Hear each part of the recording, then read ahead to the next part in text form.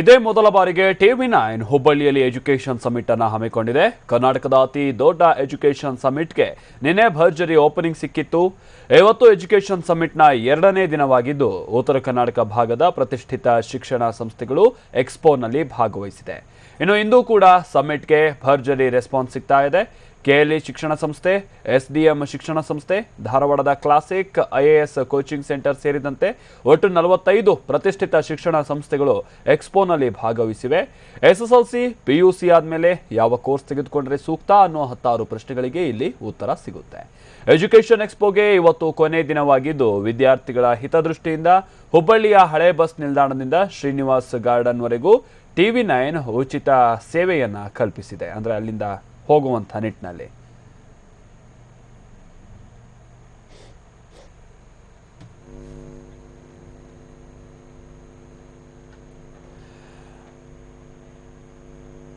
ಇನ್ನು ಈ ಬಗ್ಗೆ ಮತ್ತಷ್ಟು ಮಾಹಿತಿ ಕೊಡ್ತಾರೆ ನಮ್ಮ ಪ್ರತಿನಿಧಿ ಪ್ರಮೋದ್. ಎಜುಕೇಷನ್ ಸಮಿಟ್ ನಡೀತಾ ಇರುವಂತಹ ಸ್ಥಳದಿಂದ ನಮ್ಮ ಜೊತೆಗೆ ನೇರ ಸಂಪರ್ಕದಲ್ಲಿದ್ದಾರೆ. ಪ್ರಮೋದ್, ಇನ್ನೇನು ಕೆಲವೇ ಹೊತ್ತಲ್ಲಿ ಬಹುಶಃ ಕ್ಲೋಸ್ ಆಗ್ಬೋದು ಸಮಿಟ್. ಎಷ್ಟು ಹೊತ್ತಿನ ತನಕ ನಡೆಯುತ್ತೆ? ಜೊತೆಗೆ ಕೊನೆ ಹಂತದ ರೆಸ್ಪಾನ್ಸ್ ಹೇಗೆ ಕಂಡು ಬರ್ತಾ ಇದೆ ಪ್ರಮೋದ್?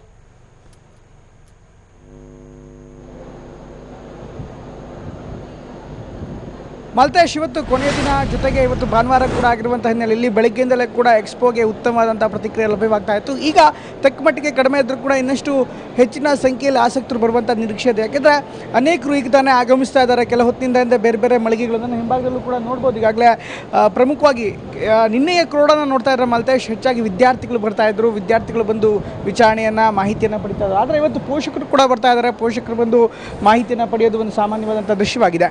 ಹೀಗಾಗಿ ಇವತ್ತು ಸುಮಾರು 3,000 ರಿಂದ 4,000ಕ್ಕೂ ಹೆಚ್ಚು ಮಂದಿ ಬೆಳಗಿನ ಅವಧಿಯಲ್ಲೇ ಬಂದು ಹೋಗಿದ್ದಾರೆ. ಈಗ ಇನ್ನಷ್ಟು ಹೆಚ್ಚಿನ ಮಂದಿ ಬರ್ತಾರೆ. ಜೊತೆಗೆ ಈಗ ಇನ್ನೊಂದು ಕೆಲವೇ ಹೊತ್ತಿನಲ್ಲಿ ಈ ಒಂದು ಸಮಿಟ್ ಕ್ಲೋಸ್ ಆಗುತ್ತೆ. ಅಂದರೆ 6:30 ತನಕ ಈ ಸಮಿಟ್ ಇರುತ್ತೆ. ಅದಾದ ಬಳಿಕ ಸಮಾರೋಪ ಸಮಾರಂಭವಾಗಿ ಸಂಪೂರ್ಣವಾಗಿ ಕ್ಲೋಸ್ ಆಗುತ್ತೆ. ಆದರೂ ಕೂಡ ಇನ್ನೂ ಕಾಲಾವಕಾಶ ಇದೆ. ಸುಮಾರು 2 ಗಂಟೆಗಳ ಕಾಲಾವಕಾಶ ಇದೆ. ಇದರಲ್ಲಿ ಉತ್ತಮವಾದಂಥ ಆಯ್ಕೆ ಅಂದರೆ ಟಿವಿ9 ಸಮಿಟ್. ಯಾಕಂದರೆ ಲಿಟ್ರಲಿ ಮಲ್ತೇಶ್, ಒಂದು ಕಾಲೇಜಿಂದ ಮತ್ತೊಂದು ಕಾಲೇಜಿಗೆ ಹೋಗಿ ಅಲೆಯೋದು, ಮಾಹಿತಿ ಪಡೆಯೋದು ತುಂಬಾ ಕಷ್ಟ ಸಾಧ್ಯ.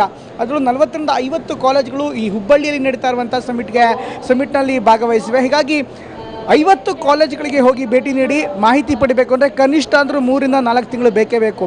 ಆದರೆ ಈ ಒಂದು ಸಮಿಟ್ಗೆ ಬಂದರೆ ನಿಮಗೆ ಎಲ್ಲ ಕಾಲೇಜುಗಳ ವಿವರದ ಜೊತೆಗೆ ಯಾವ್ಯಾವ ಕೋರ್ಸ್ಗಳ ಲಭ್ಯತೆ, ಜೊತೆಗೆ ಹೊಸ ಹೊಸ ಆಯಾಮಗಳು ಶಿಕ್ಷಣ ಕ್ಷೇತ್ರದ್ದು ಅದೆಲ್ಲವೂ ಕೂಡ ಮಾಹಿತಿ ಸಿಗುತ್ತೆ. ಹೀಗಾಗಿ ಕೊನೆ ದಿನ ಆಗಿರುವಂಥ ಹಿನ್ನೆಲೆಯಲ್ಲಿ ಹೆಚ್ಚಿನ ಅವಕಾಶಗಳಿವೆ. ಹೀಗಾಗಿ ಇದನ್ನು ಸಂಪೂರ್ಣವಾಗಿ ಉಪಯೋಗ ಮಾಡ್ಕೊಳ್ಳೋದು ಈ ಭಾಗದ ಜನರಿಗೆ ಬಿಟ್ಟಿದ್ದು. ಅದರಲ್ಲೂ ಹುಬ್ಬಳ್ಳಿ, ಧಾರವಾಡ ಹಾಗೂ ಸುತ್ತಮುತ್ತಲಿನ ಏರಿಯಾನ ಬೆಳಗ್ಗೆನೇ ನೋಡ್ತಾ ಇದ್ವಿ ಮಲ್ತೇಶ್. ಬಳ್ಳಾರಿಯಿಂದ ಬಂದಂಥವ್ರು ಇದ್ದಾರೆ, ಅದೇ ರೀತಿ ರಾಯಚೂರಿಂದ ಬಂದಂಥ ಕೆಲವರು ಇದ್ದಾರೆ, ಹಾಗೆ ಬೆಳಗಾವಿಯಿಂದ ಬಂದವರು ಇದ್ದಾರೆ.